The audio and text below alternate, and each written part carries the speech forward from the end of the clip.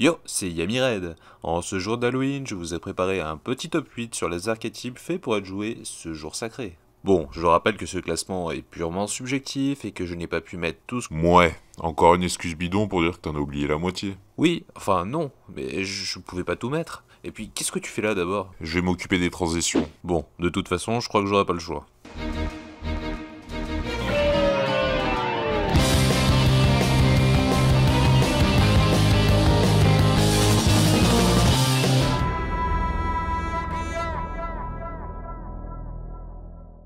Pharaon et roi fantôme. Bon, ok, ces archétypes n'ont rien à voir et sont minuscules. C'est pour ça que je les ai rassemblés. Mais c'est pas logique. Tu restes aux transitions. Roi et princesse des fantômes représentent clairement notre bonne vieille citrouille d'Halloween. Et les monstres pharaons sont également des monstres de type zombie. Ils représentent des momies qui, une fois les trois sarcophages réunis, invoquent l'esprit du pharaon ainsi que ses serviteurs. Danger. Ces monstres sont basés sur des cryptides comme le Bigfoot, le monstre du Loch Ness ou l'homme-chien, qui s'invoquent par leurs effets s'ils ne sont pas choisis par l'adversaire. En revanche, s'ils le sont, ils sont défaussés et activent un autre effet qui est redoutable. Les arcs démons.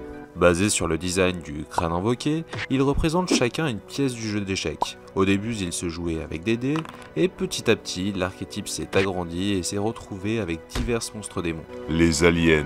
Représentant les nombreux témoignages à leur sujet ainsi que leurs apparitions dans les films de science-fiction, ils utilisent des compteurs A sur les monstres adverses afin de les affaiblir ou même d'en prendre le contrôle. Les mondes ténébreux.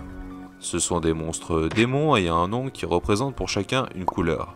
Leurs effets ne s'activent que lorsqu'ils sont défaussés, et s'ils le sont à cause de l'adversaire, ils activent même un second effet encore plus redoutable. Les crânes serviteurs. Ah, enfin, on arrive dans le top 3. Sorti dans le tout premier booster Yu-Gi-Oh! La légende du dragon blanc aux yeux bleus, c'est à la base un monstre zombie normal et faible. Mais par la suite, sort le roi, qui augmente son attaque de 1000 pour chaque crâne serviteur dans le cimetière, ainsi qu'une ribambelle de cartes qui prend le nom de crâne serviteur dans le cimetière, de quoi augmenter considérablement l'attaque du roi. Vampires. Très récemment remis au goût du jour dans un pack spécial, il représente forcément des vampires directement inspirés de Castlevania, une autre franchise de Konami. Leur but étant avant tout de détruire le deck de l'adversaire en envoyant ses meilleures cartes directement au cimetière. Fantoruse. Ah, le numéro 1, forcément Fantoruse. Ils représentent tous des monstres bien connus, comme le loup-garou, le monstre de Frankenstein, la faucheuse, le fantôme, la citrouille, la sorcière, le yeti. Non mais il y en a tellement, ils méritent même un épisode d'archétype. Bien qu'ils soient très faibles, ils se défendent les uns les autres et jouent beaucoup sur le fait qu'ils puissent se retourner face verso.